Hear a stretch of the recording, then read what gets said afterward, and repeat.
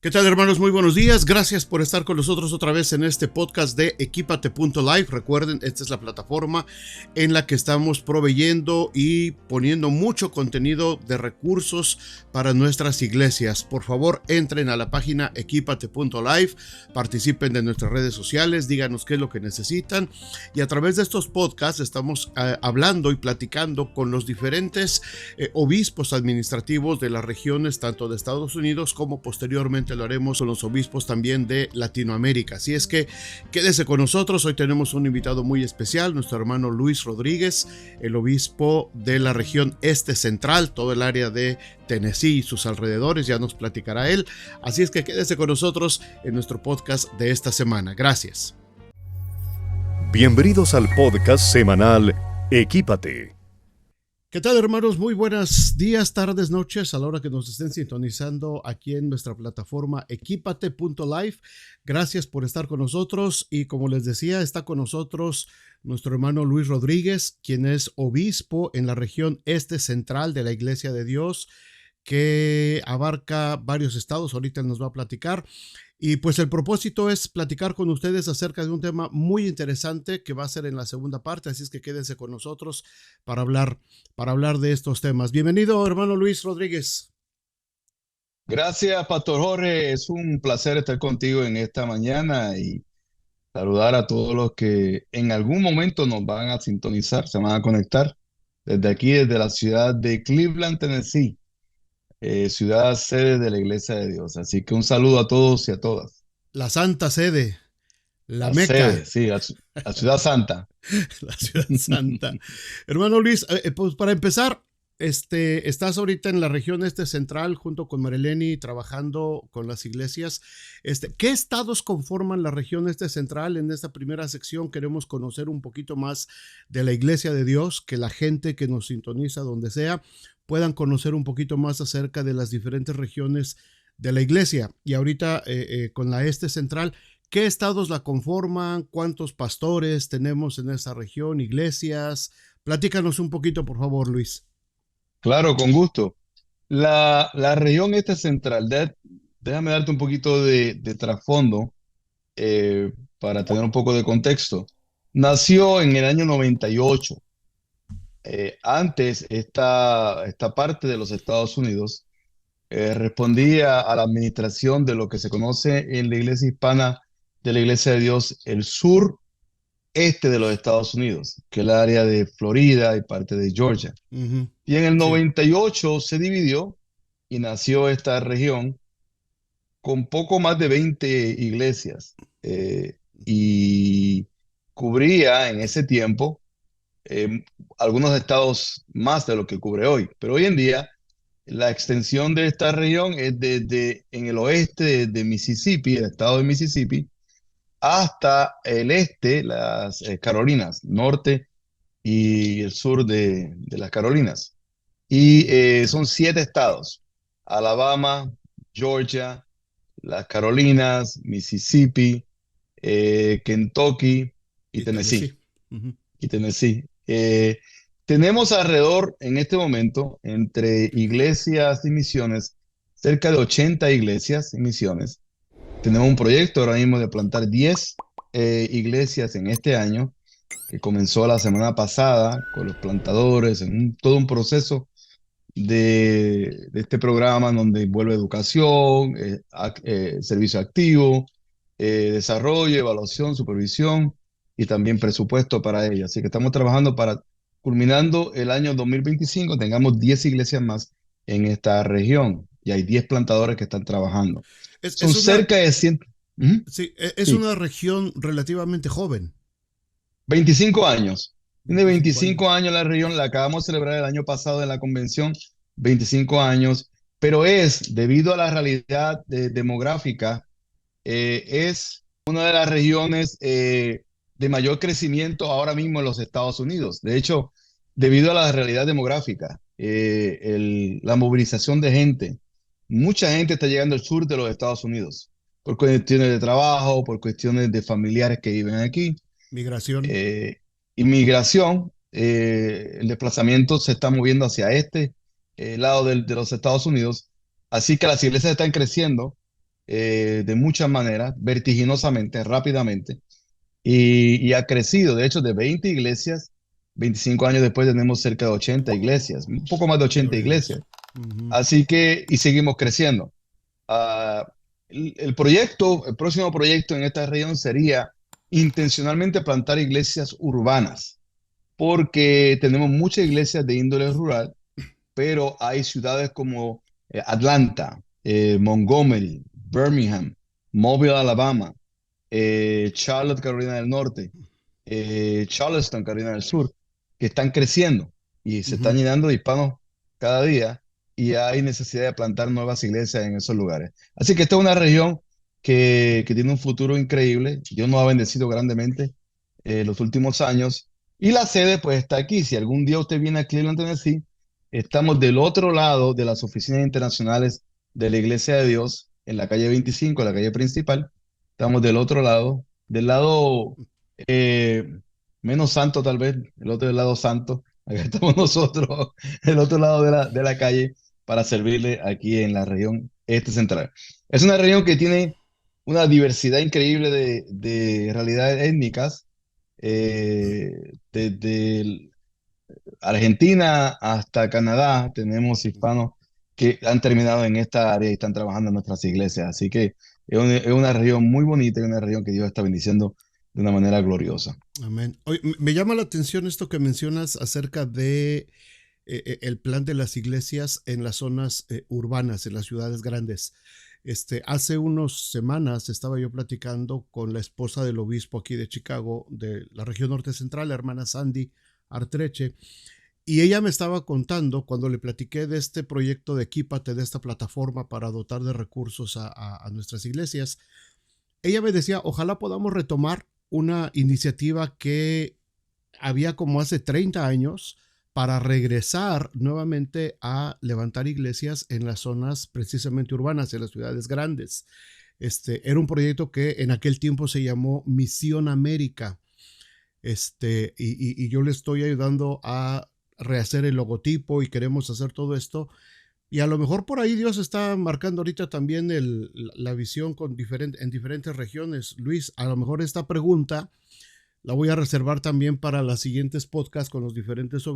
obispos, porque a lo mejor es algo que Dios está indicando en este momento. Lo que dices es cierto. Hay un movimiento de gente ahorita, hay mucho desplazamiento de gente en todo Estados Unidos, mucha gente de California Claro. saliendo precisamente por lo caro, por las situaciones de allá, saliendo hacia los estados que antes eran más baratos para vivir, Ujú.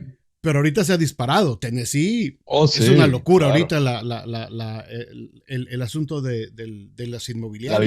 La vivienda y los gastos de vida se han incrementado.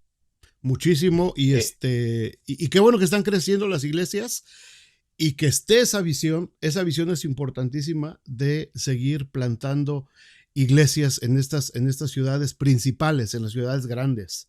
la iglesia, yo siempre he dicho y recuerdo esa iniciativa, de no descuidar las urbes, porque en un momento, cuando uno analiza los últimos, que sé yo, 50 años, no solamente de la realidad de los Estados Unidos, no, la realidad global, Uh -huh, eh, el fenómeno de la gentrificación ha creado mucha de esa realidad de tener que volver otra vez a concentrarnos en las ciudades, porque gentrificación lo que hacía era que lo que ha hecho es que la gente que se había ido a los suburbios ahora está regresando a la ciudad y un uh -huh, nuevo tipo de gente está viviendo en la ciudad. Yo recuerdo cuando yo fui al seminario hace muchos años atrás que hablábamos de, de los barrios de nuestras ciudades y cómo atender la situación de los barrios. La realidad es que en Estados Unidos ahora los barrios ya no son los barrios de antes. uh -huh. Ahora son barrios donde el tipo de gente que vive allí es totalmente diferente, Así es. donde la gente ya no ni compra vehículos y tiene casas que valen mucho dinero, que la compraron bien barata, la Uh remodelaron -huh. y la arreglaron. Y muchas de nuestras iglesias hispanas que estaban en esos lugares, que es un fenómeno que ocurre con frecuencia en Chicago y en otras urbes, han- tienen que repensar la misión y repensar la manera de cómo alcanzar ese grupo porque ya no está el miembro que 30 años estaba allí, 30 años atrás. Todas esas cosas han creado que nosotros tengamos que desarrollar una nueva estrategia para alcanzar nuestras ciudades. Es increíble cómo esta nueva generación se va moviendo en otra dirección. Y de esto hablaba yo con otros obispos también acerca de eh, por qué la importancia de que los pastores estén atentos a lo que está pasando socialmente. Muchas Claro, veces nos encerramos en nuestro templo, en nuestra iglesia, en nuestra predicación, y está bien, ese es nuestro llamado, pero no podemos cerrar los ojos a lo que está pasando socialmente, a cómo se está claro. moviendo la gente, a cómo se están moviendo las generaciones, ¿no? Y la tecnología, La como la tecnología. tecnología, que creo que vamos a hablar un poco de ello en un momento cuando hablemos sobre la realidad de la iglesia hoy en día. La tecnología, la iglesia no va a ser cibernética, la iglesia es cibernética ya. Y no hay Ujú, manera de obviar eso. Hablaba con alguien hace unos días atrás que me decía sobre proyectos de radio, proyectos de televisión, y yo le decía a la persona, considere proyectos que sean virtuales. ¿Por qué? Porque nuestras nuevas generaciones no ven televisión ni oyen radio. Ellos todo lo hacen a través de un aparato ujú. que tienen en la Aplicaciones. mano Ujú. y sí, las aplicaciones de ellos. Así que el mundo es virtual y no podemos tener una estrategia análoga para alcanzar un mundo virtual. Tenemos que Así de alguna es. manera dar el brinco y entrar a esa realidad. Pues esa es parte de este esfuerzo, Luis, de Equipate.life, lo que habíamos platicado antes y he platicado con los obispos, de poder unir a todas nuestras regiones, a las iglesias, pastores, en una plataforma donde podamos tener siempre acceso a los recursos que se están necesitando. Y como dices, la gente lo descarga del teléfono, punto, no más. No, no, ya ni siquiera se toman el tiempo para Claro. ir a los grandes canales de televisión de antes, ¿no? De hecho, las compañías de cable, pues están empezando a preocuparse porque la gente está cancelando y cancelando y cancelando sus contratos de Bueno, cable. yo me considero un dinosaurio de eso porque yo todavía tengo la antena, como que es el Dish Network. El Dish, sí, sí, sí. Yo todavía lo tengo ahí, pero si tú me dices a mí dónde invierto mi tiempo en términos de ver algún tipo de película, es Netflix y Es, cualquiera de las plataformas que hay. son otras plataformas, Eh, exacto. pero lo tengo allí porque me siento hasta mal si no lo tengo, el cable TV y la antena. Como que es Pero parte, ya, ¿no? sí, ya está en mi ADN. Pero sí tengo que reconocer que ya muy poca gente lo hace.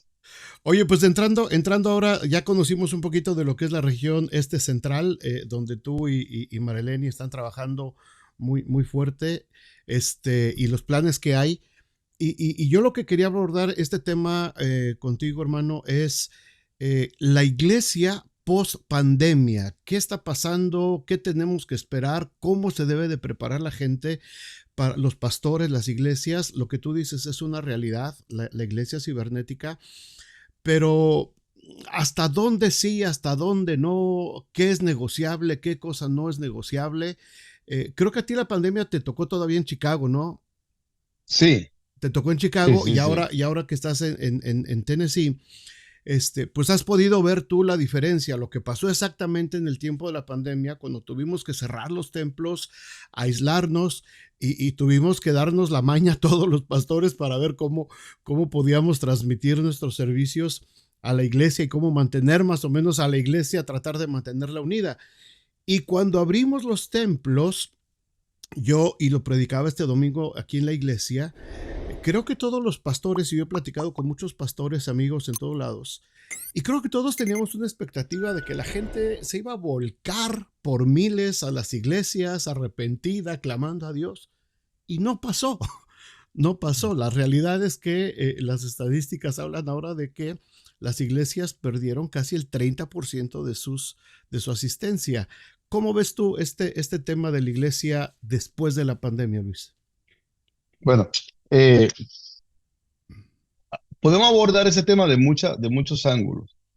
Yo creo que una de las cosas que uno debe definir, y tú tienes toda la razón, mi trasfondo es en sociología, Mm, trasfondo educativo. Siempre yo tengo ese lente sociológico a la hora de mirar ujú, este tipo de cosas. Hay que entender la dinámica de la sociedad de hoy. que fue altamente afectada por la pandemia y cómo se materializó eso después de la pandemia y cómo afectó a la iglesia. Nosotros tuvimos en una realidad pluralista, hay un sinnúmero de opciones.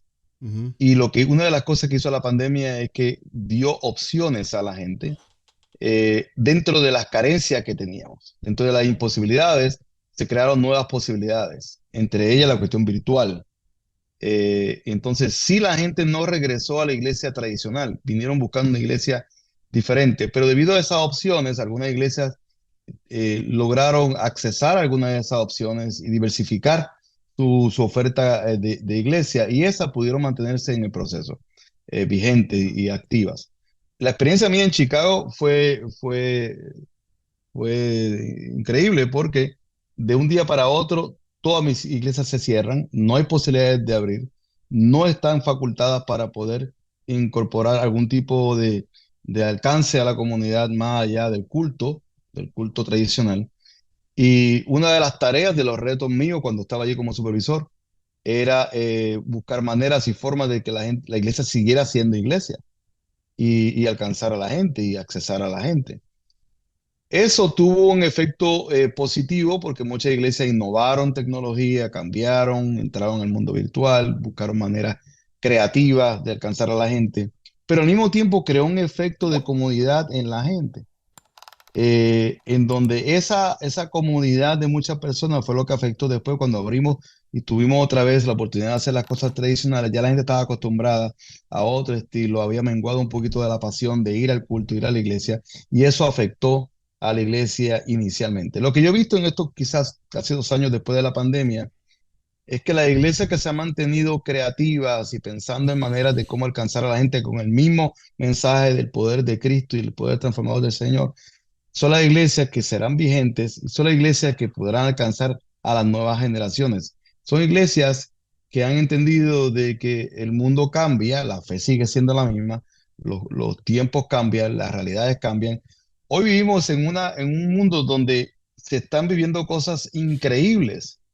Toma, por ejemplo, la inteligencia artificial.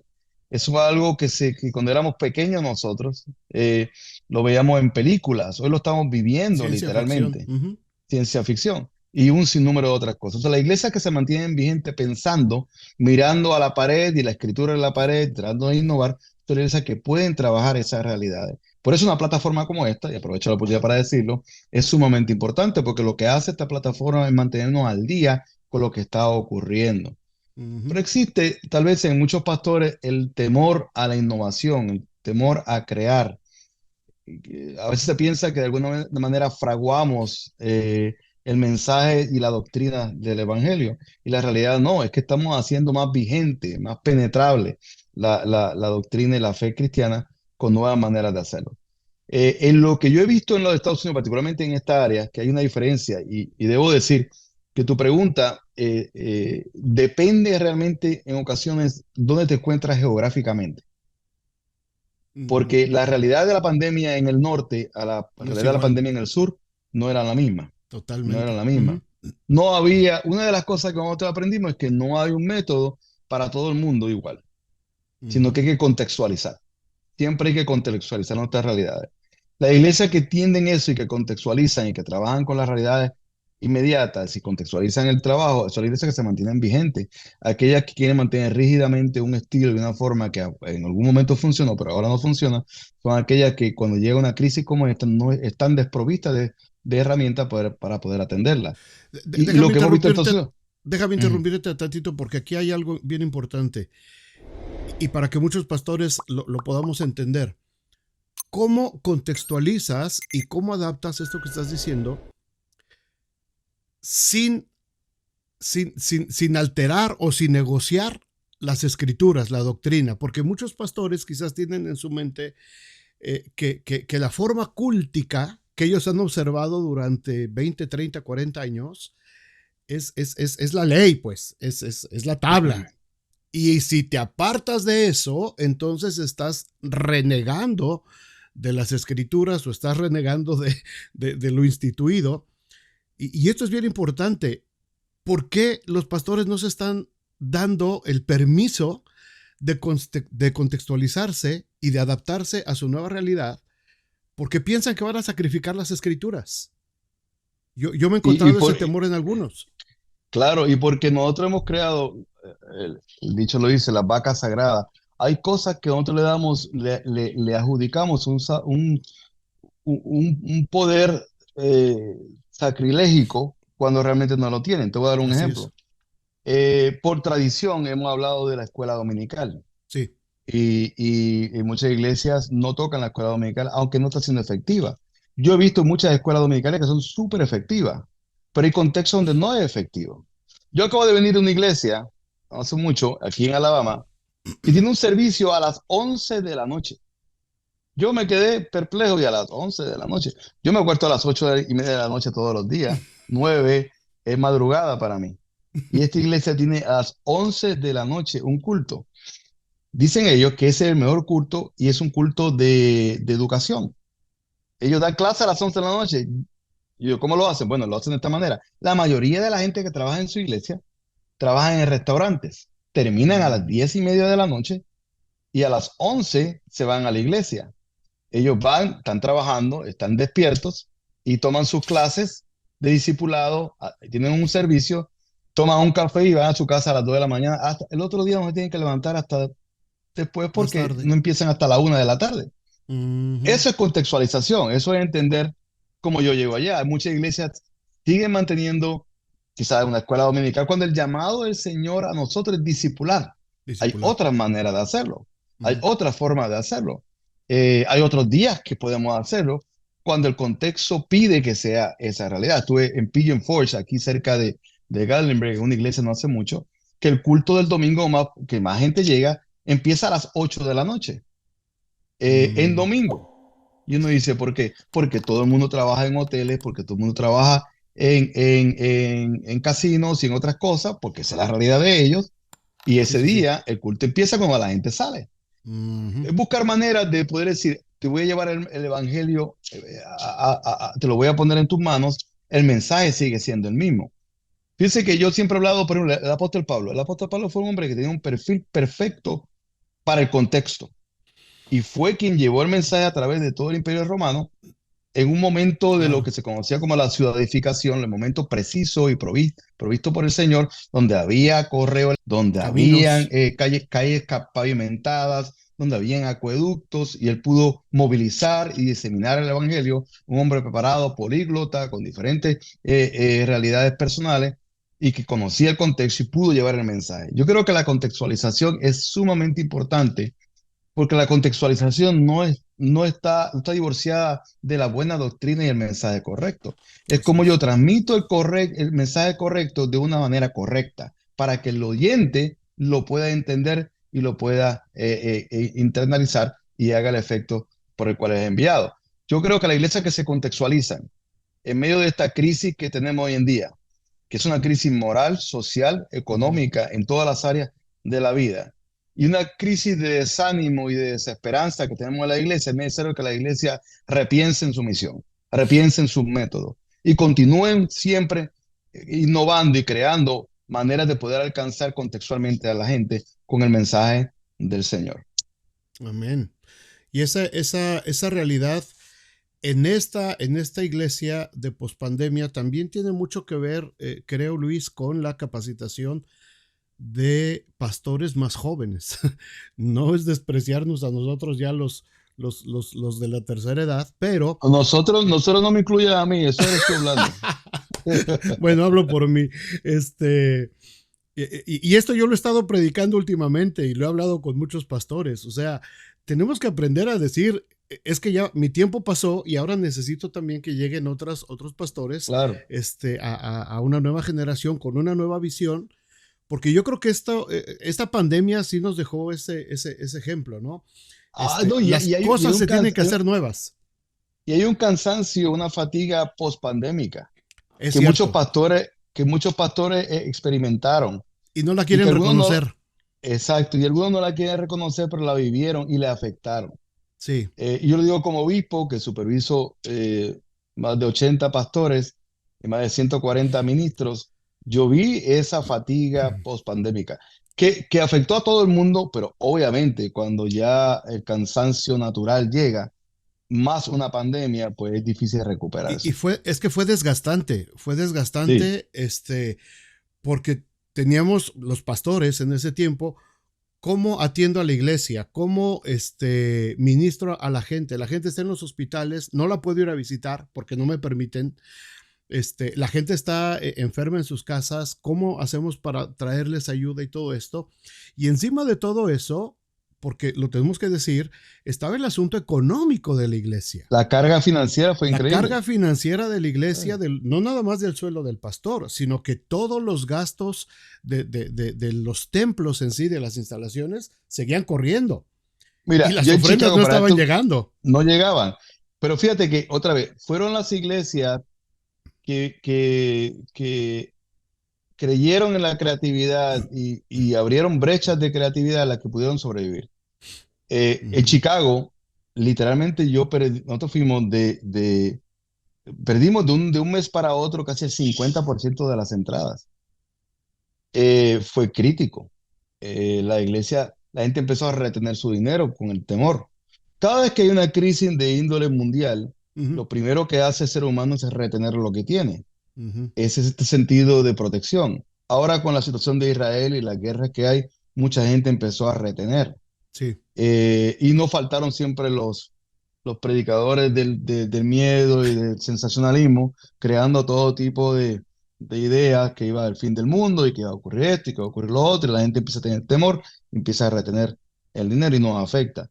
La carga emocional de los pastores, la preocupación genuina de las familias, la situación económica, la cuestión de los Ujú, mismos locales y lugares donde ya no podías tener gente y cuando regresaste te dijeron no puedes regresar. O sea, ujú, fue increíble lo que ha pasado en estos últimos 2 años. Y yo sí veo, Jorge, en el espíritu y en fe, un despertar de parte de la iglesia ujú.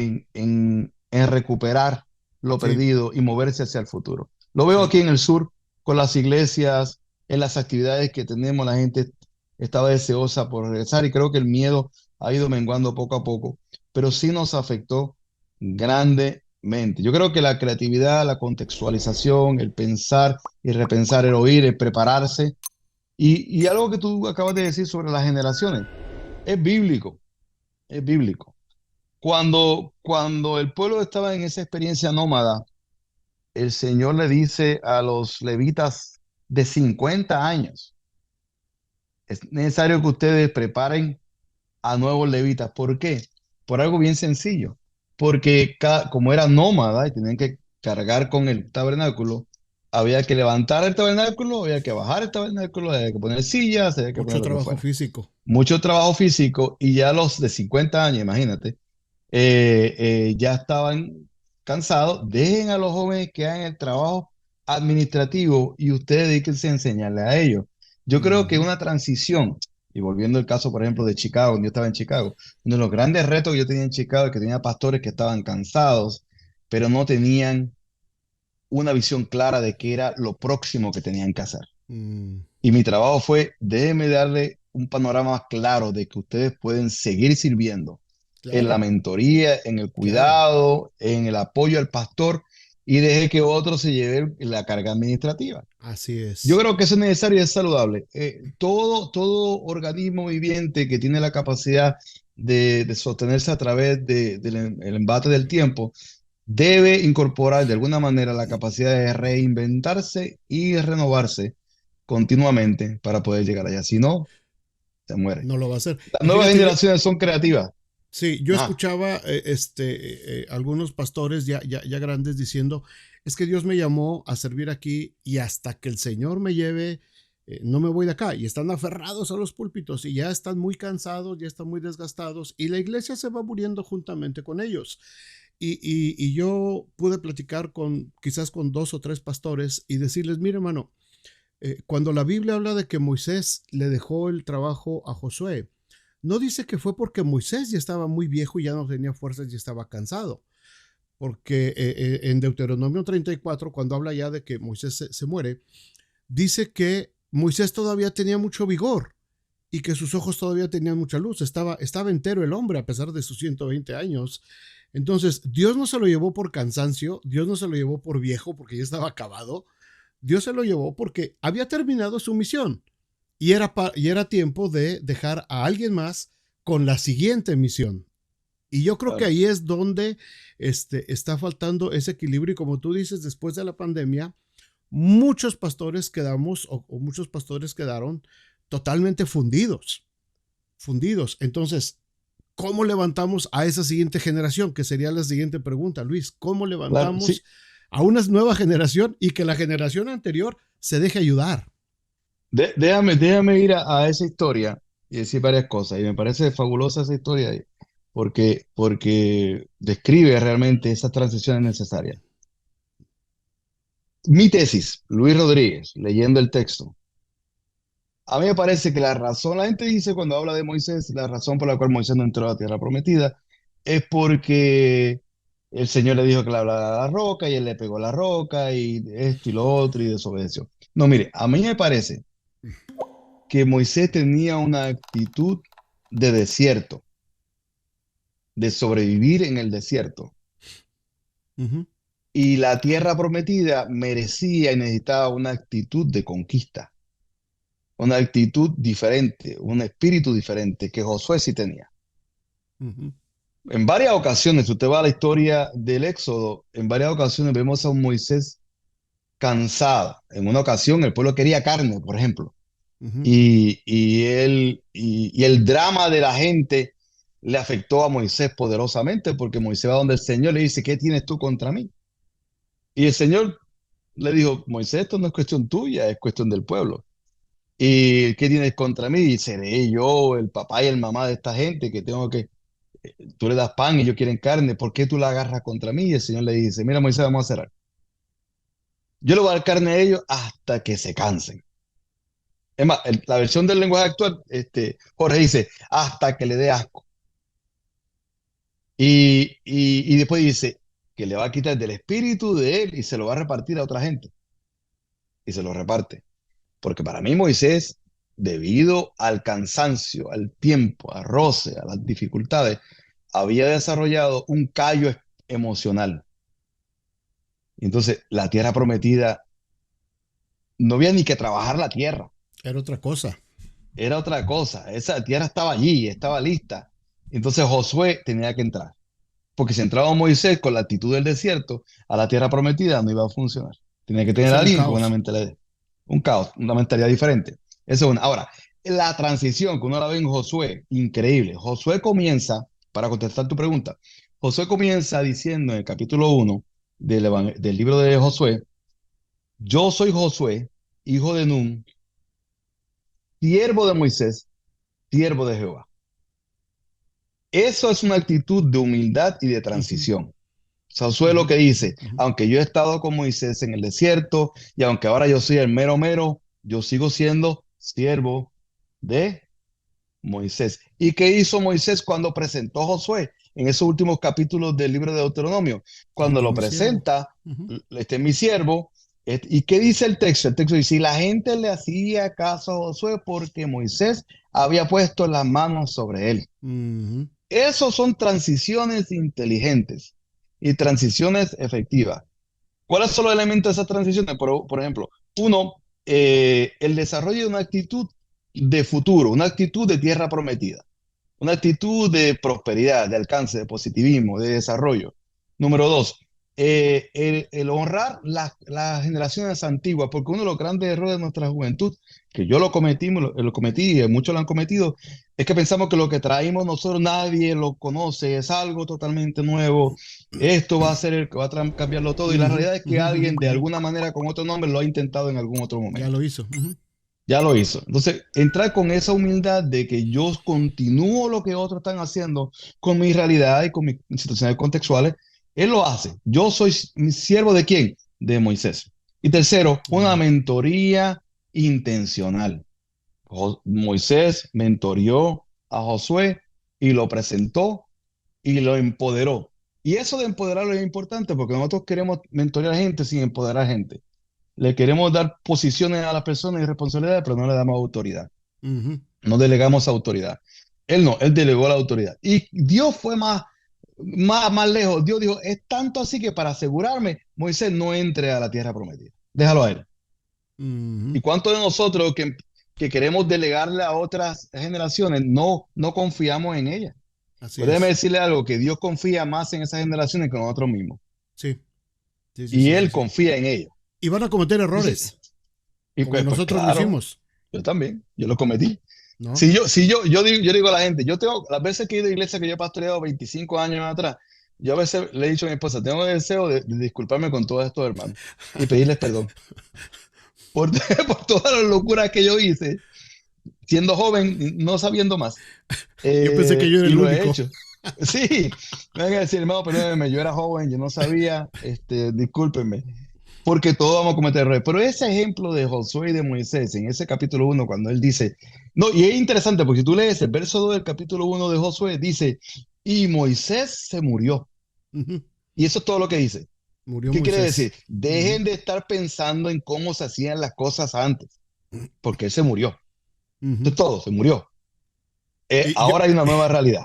y yo le he dicho a la gente, ahí dice, al final, y la gente le lloró a Moisés 30 días. Y se acabó. Y al día 31 voltearon, Josué, ¿qué hacemos ahora? Exacto. ¿No? Y yo creo que Exacto. eso es lo... Tú y yo hemos sido pastores por años y hemos tenido que dejar iglesias y demás. Y siempre hay gente que lo ama a uno y lo amará toda la Sí, sí, vida. sí, sí, sí.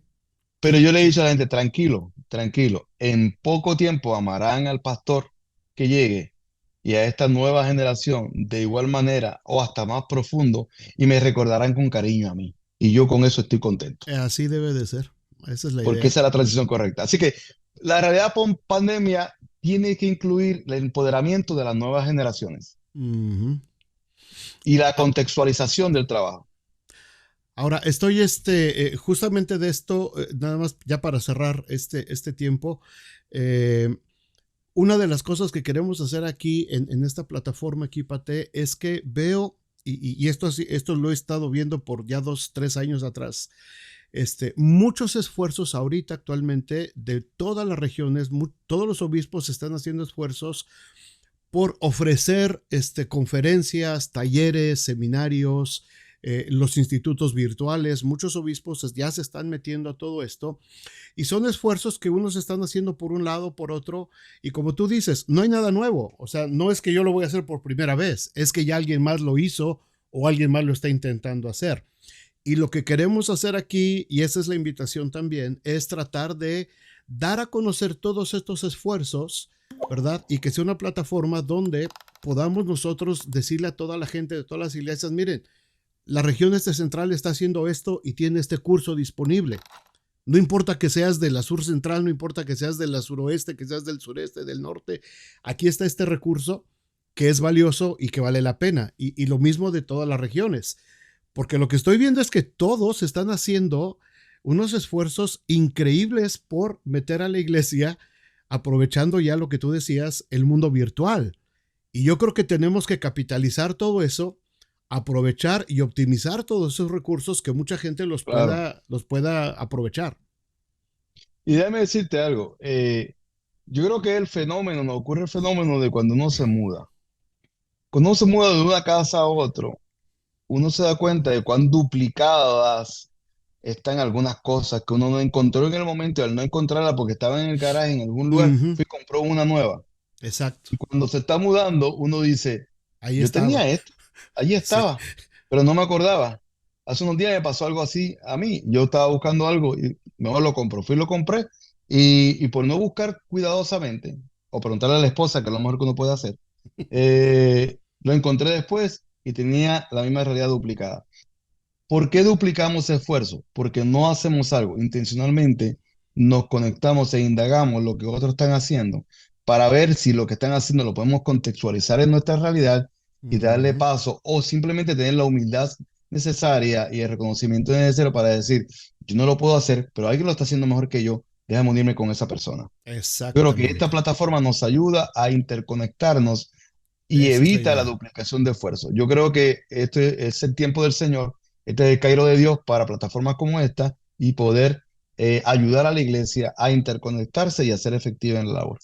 Amén. Pues hermano Luis Rodríguez, obispo de la región este central, muchas gracias por este tiempo, muchas gracias por este podcast que nos has regalado y creo que hay enseñanzas hermosas que hay que repasar y hay que estar escuchando. Lo vamos a tener en YouTube, en todas las plataformas, aplicaciones que tenemos ya en equipate.live. Así es que creo que va a ser de mucha bendición. Muchas gracias, Luis, por este tiempo.